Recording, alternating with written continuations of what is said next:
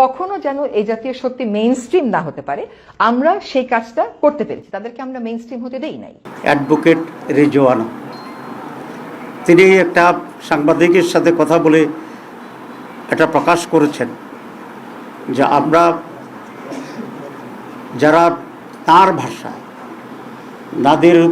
নারীদের উপযুক্ত অধিকারকে নিশ্চিত করতে পারে নাই, তারা বিরোধী দলে থাকলেও আমরা কিন্তু তাদেরকে মূলধারা বা প্রধান শক্তি হিসাবে আমরা আসতে দিই নাই।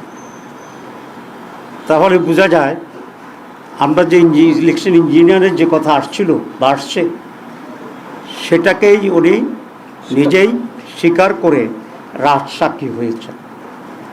তো আমরা এখন এটাকে জানতে চাই ওনার কাছে বা তৎকালীন তত্ত্বাবধায়ক সরকারের কাছে এবং আজকের সরকারের কাছে, যে তারা তাদের যোগসাজশে কি ইঞ্জিনিয়ারিংয়ের মাধ্যমে বাংলাদেশ জামাত ইসলামীকে মূলধারা বা প্রধান দল হিসাবে মেজরিটি পেতে তারা বাধাগ্রস্ত করেছে এবং সেটা হতে দেয় নাই।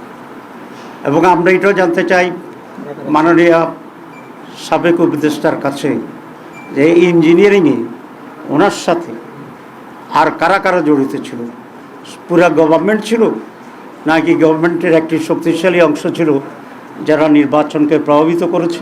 এটা স্পষ্ট যে খলিল রহমান ছিল লন্ডন কনস্পিরেসির প্রধান হোতা এবং সেখান থেকে তিনি সরকারকে মোটিভেট করে ষড়যন্ত্র করে বর্তমান যারা সরকারে আছেন তাদেরকে সুবিধা দেওয়ার জন্যই উনি অব্যাহতভাবে কাজ করেছিলেন এবং তার সেই কাজের পুরস্কার হিসাবেই উনি পররাষ্ট্রমন্ত্রীর এই রিওয়ার্ডটা উনি পেয়েছেন।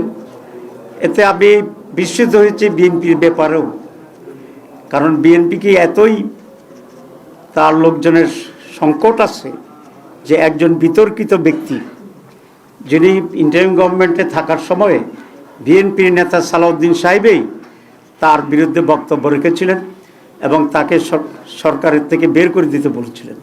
তো এই খারাপ লোকটা, যেটা বিএনপির দৃষ্টিতে তখন খারাপ ছিল, এবং সালাউদ্দিন সাহেবের বক্তব্যের পরে উনি বিএনপির সাথে নিশ্চয়ই গোপনে এমন এক কন্ট্যাক্টে গেছেন যে তারা বিএনপির স্বার্থ সংরক্ষণের জন্য উলঙ্গভাবে ভূমিকা নিয়েছেন, যে কারণে বিএনপির আস্থাভাজন হয়ে আবার তিনি বিএনপির মন্ত্রী হয়েছেন।